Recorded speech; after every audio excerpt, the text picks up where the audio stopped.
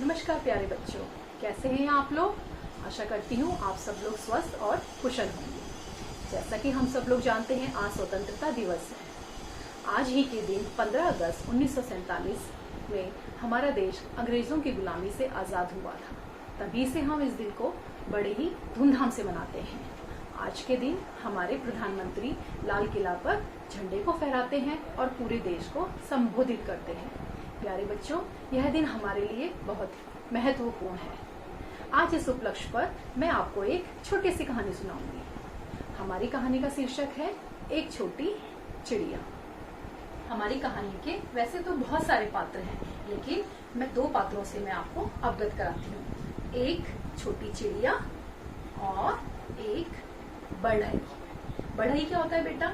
बढ़ई वह होता है जो लकड़ी का काम करता है, जिसे हम इंग्लिश में कहते हैं कारपेंटर। तो हमारी कहानी शुरू होती है। एक छोटी चिड़िया बहुत दूर जंगल को पार करके, सागर को पार करके एक गांव में दाना लेने पहुंचती है। चिड़िया के छोटे छोटे बच्चे होते हैं, वह उनके लिए दाना लेने बाहर आई होती है। तो चिड़िया बहुत देर से इधर उधर घूम रही होती है। अचानक ही उसे डाल के कुछ दाने मिल जाते हैं। चिड़िया जल्दी से अपनी छोटी सी चोंच में वह दाने भर लेती है और क्योंकि चिड़िया थकी हुई होती है तो वह थोड़ी देर एक लकड़ी के खूंटे पर आराम करने के लिए बैठ जाती है। लकड़ी का खूंटा बेटा जो आंगन में भैंस और गाय को बांधने के लिए एक लकड़ी के टुकड़े को जमीन पर गाड़ दिया जाता है, उसे हम लकड़ी का खूंटा कहते हैं। तो चिड़िया बेचारी बहुत थकी हुई होती है, तो वह उस लकड़ी के खूंटे पे जाकर बैठ जाती है। लेकिन जैसे ही वह अपनी चोंच जरा सी खोलती है तो सारे जो उसके दाल के दाने होते हैं वह इस लकड़ी के खूंटे के अंदर फंस जाते हैं। चिड़िया बड़ी परेशान होती है। कभी वह खूंटे पे टक टक टक करके मारती है, कभी वह इधर से उड़ती है, कभी वह उधर से उड़ती है, लेकिन वह दाल के दानों तक पहुंच नहीं पाती। फिर चिड़िया को ख्याल आता है कि क्यों ना बढ़ई के पास चला जाए। तो चिड़िया उड़कर बढ़ई के पास जाती है और बढ़ई से कहती है, बढ़ई बढ़ई खूंटा चीरो, खूंटे बीच मोर दाल फंसी, का खाऊं का लाऊं, काले के परदेस जाऊं। बढ़ई अपने काम में इतना व्यस्त होता है कि वह चिड़िया की बात को सुनता ही नहीं है। चिड़िया को बड़ा गुस्सा आता है। चिड़िया उससे कहती है, बढ़ई मेरी बात सुनो, नहीं तो मैं राजा के पास जाकर तुम्हारी शिकायत करूंगी। बढ़ई अपना सिर ऊपर करके चिड़िया को देखता है और मुस्कुराने लगता है। शायद बढ़ई को लगता है कि इस छोटी सी चिड़िया की बात भला राजा क्यों सुनेगा। अब चिड़िया पहुंची गुस्से में सीधा राजा के पास। राजा अपने दरबार में बैठकर सबकी बातें सुन रहे थे। तो चिड़िया ने राजा से कहा, राजा राजा बढ़ई डंडो, बढ़ई ना खूंटा चीरे, खूंटे बीच मोर दाल फंसी, का खाऊं का लाऊं, काले के परदेस जाऊं।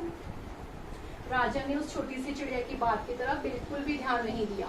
राजा ने सुनी ही नहीं चिड़िया की बात। चिड़िया को बड़ा गुस्सा आया कि राजा तो बहुत बुरा है, मेरी बात सुन ही नहीं रहा, अब क्या करूं।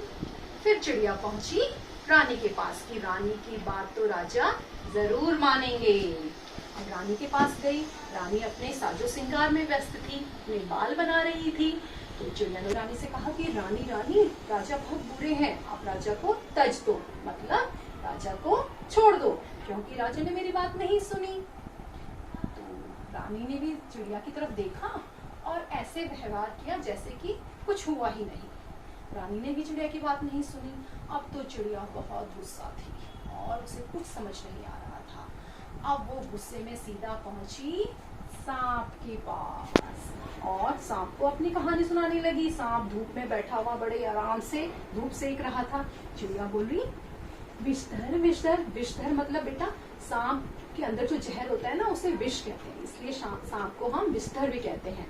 तो चिड़िया बोली, विषधर विषधर रानी डसो, रानी ना राजा तजे।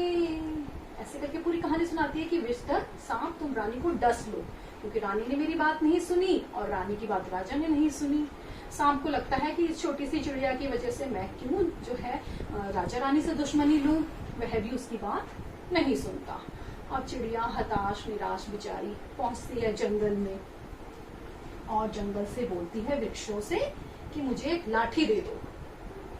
तो लाठी आप मुझे दे दोगे तो वो लाठी लेकर वो जाएगी बिजदर के पास, सांप के पास, और लाठी को बोलेगी कि वह सांप को मारे। लाठी को बोलेगी लाठी लाठी सांप मारो। तो चिड़िया ने ऐसा सोचा, लेकिन जंगल को लगा कि इस छोटी सी चिड़िया की बात जब इतने लोगों ने नहीं सुनी तो हमें क्या पड़ी है, हमें हमारा इससे क्या फायदा होगा। तो जंगल ने भी चिड़िया की बात बिल्कुल नहीं सुनी। अब तो चिड़िया को बहुत गुस्सा आया। अब गुस्से में चिड़िया पहुंची आग के पास, क्योंकि लकड़ी को कौन जलाता है, आग। तो चिड़िया पहुंची आग के पास और आग को बोली, आग आग लाठी जलाओ, लाठी ना विषधर मारे, विषधर ना रानी डसे, रानी ना राजा तजे। ऐसे करके अपनी पूरी कहानी बताती है आपको। आग तो इतनी बलशाली, इतनी पराक्रमी, आग बोलती है कि मेरा तो इतना नाम है, इस छोटी सी चिड़िया का भला मैं क्यों काम करूं, मुझे क्या पड़ी है। आग भी उसका कोई कहना नहीं मानती और उसकी कोई मदद नहीं करती।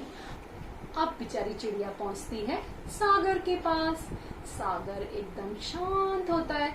चिड़िया उसे अपनी सारी कहानी बताती है कि सागर सागर आग बुझाओ, आग ना लाठी जलाए। पूरी कहानी बताती है कि भाई सागर आप जो है आग को बुझा दो, आग इतनी घमंडी है, मेरी बात बिल्कुल नहीं सुनी, मैं बहुत परेशान हूँ। सागर को लगता है कि जब इतने सारे लोगों ने इस छोटी सी चिड़िया की बात नहीं सुनी तो मुझे क्या पड़ी है, मैं तो अपना आराम से यहाँ पर पसरा हुआ हूँ, मुझे क्या जरूरत है।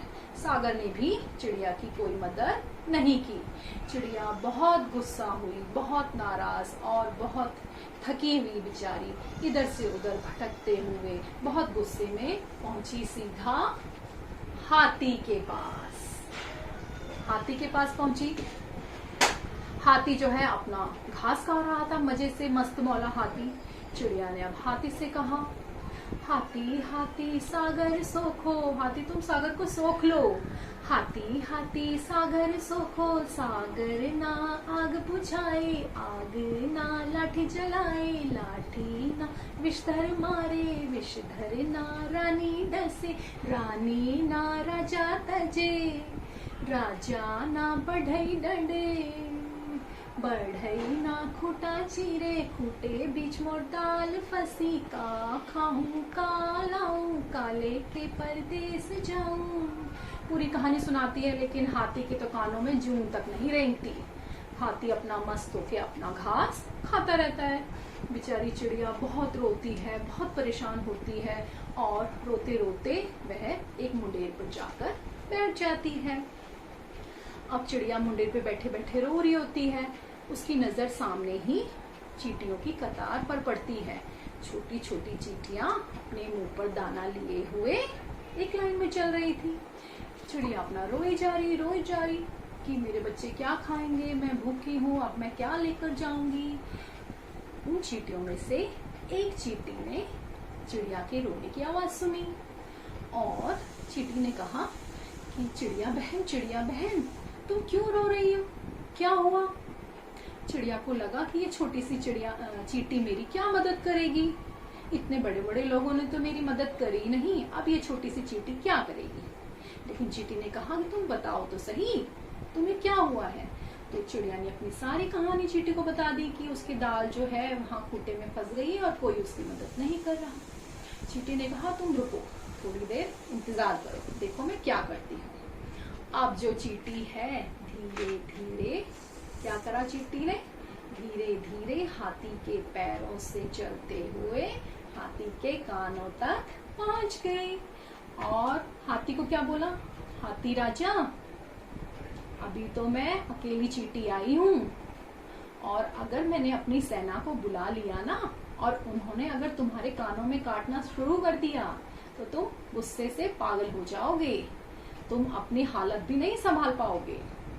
हाथी तो बहुत डर गया, बहुत घबरा गया कि नहीं चींटी रानी तुम ऐसा बिल्कुल मत करना, मैं जो है चिड़िया की मदद अभी करता हूँ, तुम बिल्कुल भी अपनी सेना को मत बुलाना, जैसा चिड़िया बोलेगी मैं वैसा ही करूँगा।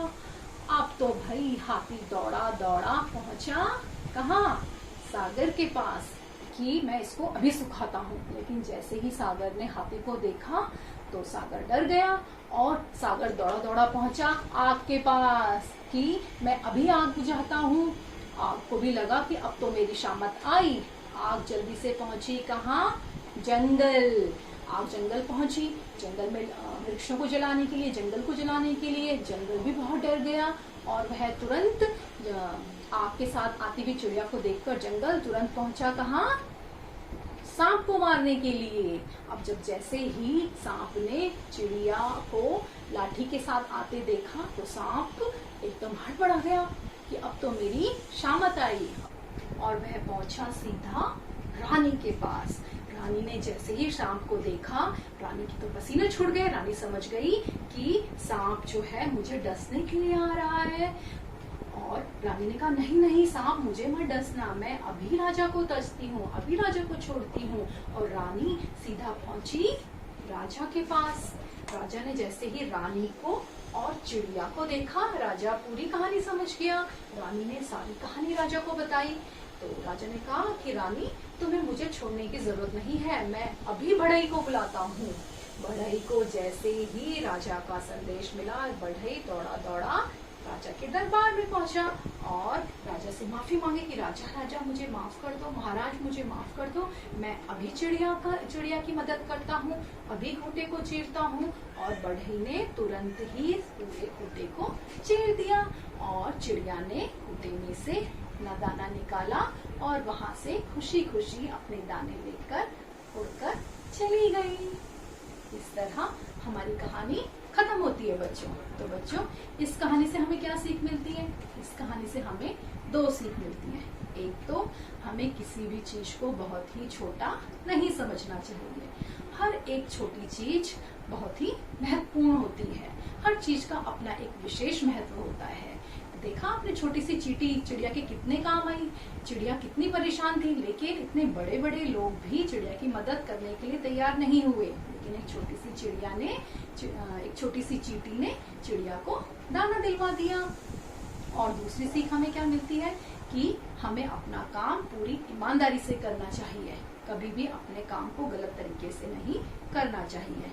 आप तो छोटे छोटे बच्चे हो तो आपका क्या काम है? आपका काम है अच्छे से पढ़ाई करना, अपने बड़ों का आदर करना और अपने माता पिता की आज्ञा का पालन करना। अगर इस कहानी में राजा जो है चिड़िया को छोटा ना समझता और अपना कार्य पूरी ईमानदारी से करता या बढ़ई अपना काम पूरी ईमानदारी से करता तो चिड़िया को इतना परेशान होना ही नहीं पड़ता। अगर प्रत्येक व्यक्ति अपना काम पूरी ईमानदारी से करेगा तो किसी को कभी कोई परेशानी का सामना नहीं करना पड़ेगा। तो प्यारे बच्चों अपने काम को सदैव ईमानदारी से करो। यही हमारी कहानी खत्म होती है। फिर मिलते हैं। बाय।